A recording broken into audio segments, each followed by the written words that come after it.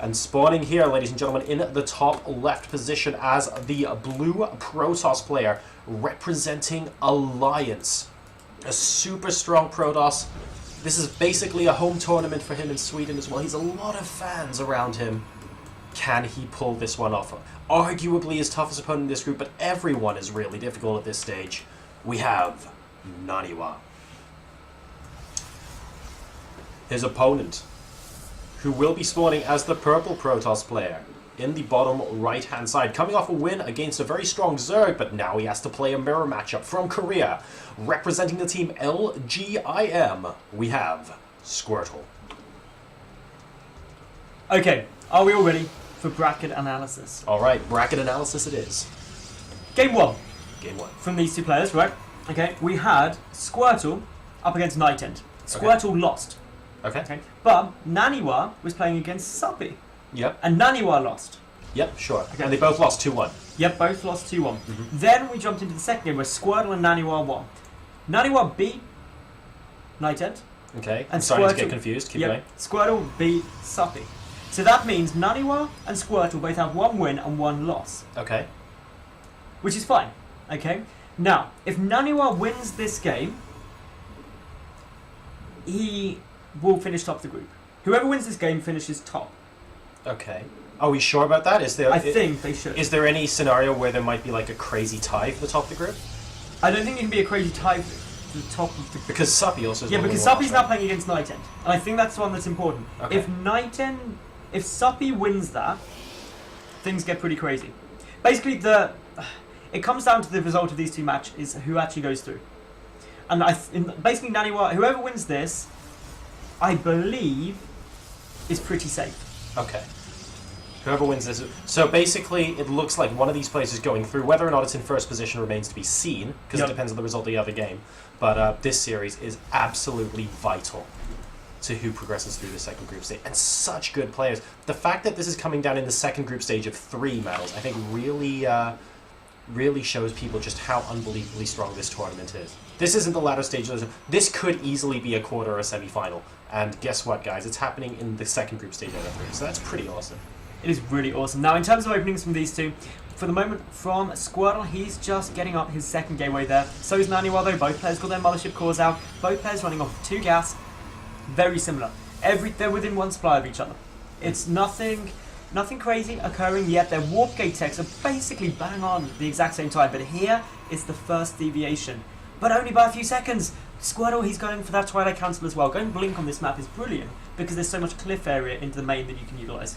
Well, it looks like so far we have more or less identical builds from our players. Now, note that initially they got a Stalker out each, and we see a little bit of variation here in that we see a Sentry coming out from Squirtle, but no Sentry is on the field for NaNiwa. Otherwise, though, very, very small differences, and we can see both players using their Stalkers and their Probes just to non-stop scout around the map at the moment to look for any potential proxy pylon locations. Both of these players are incredibly safe right now, trying to make sure that there isn't some crazy early game aggression, but there is going to be shortly. We see a Dark Shrine coming up from Squirtle immediately following the Twilight Council, and NaNiwa is going to be using this Twilight Council to go for Blink. Of course, with Blink coming out, there's no robotics facility, no forge for a cannon or anything like that, and what you've got to be really cautious about is, well, what comes down is that there's ZTs. There's no detection there for NaNiwa, and that's something that he's really got to think about in the very near future. And the Mothership Core Harass is coming in from Squirtle right now. Not able to kill off any probes just yet, and there is actually a Stalker there that might actually be able to pick off this Mothership Core entirely. Mass recall having to be used there. Sorry for the overlay screw up there just now, guys. Had to switch it back. Hopefully you didn't miss too much. Mothership Core was recalled, and we even have NaNiwa's Mothership Core repelled from inside the main But it base. saw the Dark Shrine. It did see the Dark And Shrine. that's I think why that's very important. Really important, because now the robotic facility started. The observer should be out just about in time, or at least not terribly bad. Is there any sentries out for NaNiwa at the moment? I don't think that there isn't. There's a single sentry on the map, and it was Squirtle. So Squirtle's going to be able to force field off the main route. Clearly from experience, DT versus DT kind of games. And, well, it looks like that DT versus DT stuff might actually happen here as NaNiwa goes for a Dark Shrine of his own. But as things stand, that force field is going to be really essential that I just heard go down at NaNiwa's ramp, because this just means that DT can't come running up, which gives a bit more chance to get down the Observer. Both players are trying to get up their naturals. The Stalkers are now going to have to sit there. The force fields are going to have to keep coming down. The Observer should be getting corner boosted from NaNiwa now, which means he will have protection when this DT gets shut down. Yeah. Both players are in a pretty similar position now. Yeah, this is actually, for all the potential damage that DTs can do early game, this is actually going to be relatively even for our players and devoid of aggression, simply because the players are defending just as well as they're being aggressive right now. So DT not able to get any damage done from Squirtle. The Observer is out on the field right now. There's going to be a Dark Shrine of his own from NaNiwa soon. I wonder if Squirtle's going to be expecting that, because obviously his DT's hit an awful lot sooner. He has seen the Dark Shrine during building now, so he is getting ready. And, well, Mothership Core doing a little bit more damage, not very much. 3 workers have been killed this game though, which in a mirror matchup can be substantial moving on later. But we'll wait and see if NaNiwa's lost nothing though. He hasn't. At all. And that's actually something that's really quite important, because he's being indefinably more cost effective than his opponent. So if he keeps that up, he's definitely won. It's true. Divide by 0. Divide by 0. That's what NaNiwa's Isn't that going how for. motherships used to make vortexes? That is how motherships used to make vortexes. You divide your opponent's army by 0, and then add a few Archons. And Easy win. peasy. Yeah. Just That's like that. exactly how it works. And we have got an Observer from Squirtle now moving out across the map. Note that there are a proxy pylon, and we also have the probe at this watchtower as well. That's going to help potentially spotting any units that want to sneak by here, but also great for putting maybe an extra pylon to attack the third base a little bit later on. And it looks like Squirtle's going to be following this up with some air action medals. And double Stargate. This is a really interesting switch up. NaNiwa's going to be going into those Colossi. Now, I'm actually recalling straight away of this very similar situation occurring back in WCS EU Challenger with MC versus Grubby. This game is nearly a replica of that in many ways. And what actually happened was, in that game, MC got a huge number of Colossi out, but then there was a good number of Tempest down. Yeah. For Grubby, and he annihilated the Oh yeah, Colossus. Temp is so good against those Colossi.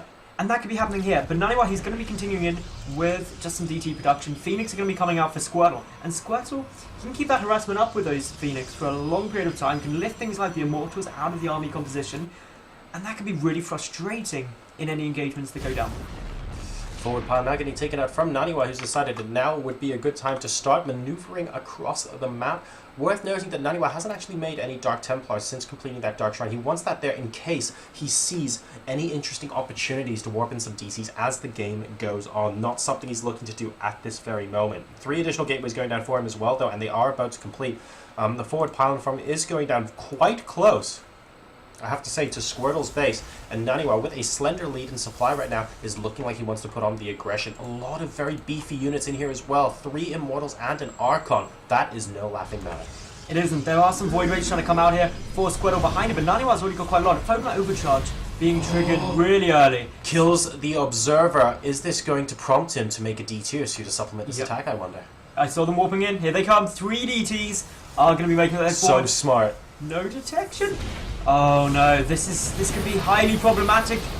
Look at that damage they're doing. This is a real nightmare right now for Squirtle, because he's got no detection out on the field at all. No detection. The Nexus Cannon is doing some nice bits of damage. The Void Ray's focusing a Sentry, which is less than ideal. Now trying to pick off some of the Stalkers, but things are looking really good for NaNiwa at the moment. He knocks out the natural. That is such a big win already. Even if he pulls back now, he is massively far ahead. Yep, the Nexus goes down. The Dark Templars are still trying to get a whole bunch of damage done. And look, we now have another Observer in production, but those DTs did so much damage. 3 kills on that DT, and I'm not going to find out how many the other ones got, because they are becoming an Archon right now. NaNiwa is pushing up the ramp. He's 81 to 62 supply. More units being warped in, but is it going to be enough? The Immortal might be able to take out some of these Stalkers, but it looks like the 2 Immortals plus the Void Ray might be enough. Ooh, has he overextended there? Great blink back from NaNiwa, immediately picking off the Void Ray. But he blinked straight into the line of those Immortals, but it's not going to be enough, and Squirtle GG's out. NaNiwa wins game number 1.